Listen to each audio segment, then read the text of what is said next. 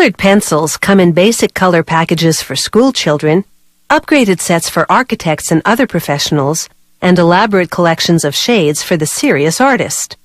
It isn't so much the color variety that determines the quality, but the pigment concentration in the lead.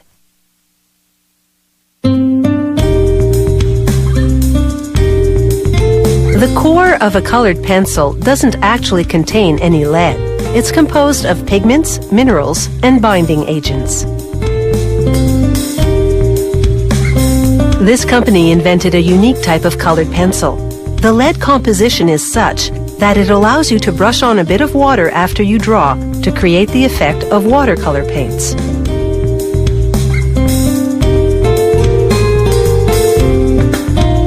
Colored pencils start with a combination of pigments. Every shade has a specific pigment recipe. They produce a large quantity of one shade at a time. Following that color's recipe, they meticulously weigh the different portions of ingredients.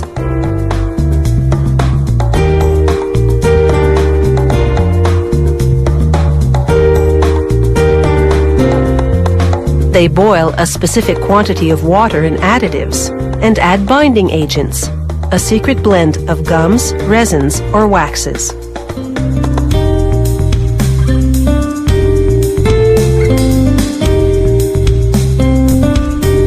The ingredients expand in hot water, forming a paste. Workers then mix the pigments into this paste.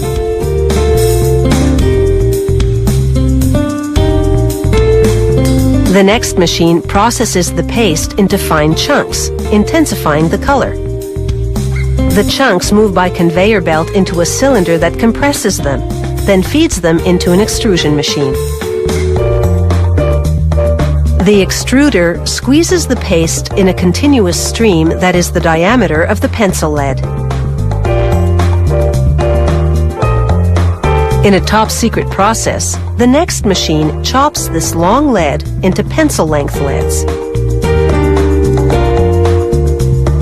But the leads can't write just yet. They're bathed in a vat filled with a mixture of chemical waxes. These waxes coat and impregnate the leads, in this case, red ones.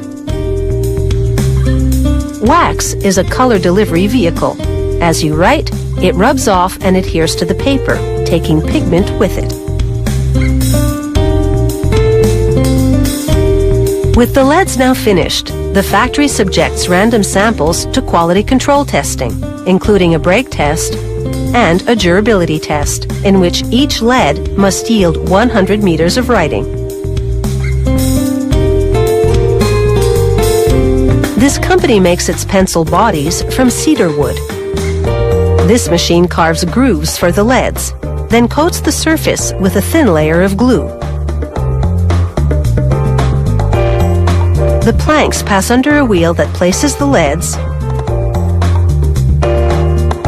then through another machine that slips a second grooved plank on top. The next machine carves the hexagonal shape, then slices the pencils apart.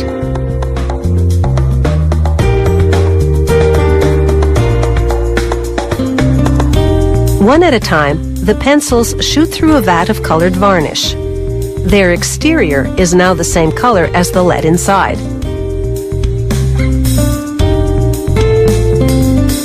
Once the varnish dries, a heat stamp burns the company name and color number into the wood, filling the lettering with colored film. Then the pencils roll across an abrasive wheel, sharpening as they go. The unsharpened end gets a cap of varnish, either in white or the same shade as the pencil lead. The factory's equipment feeds the appropriate colors to the packaging area.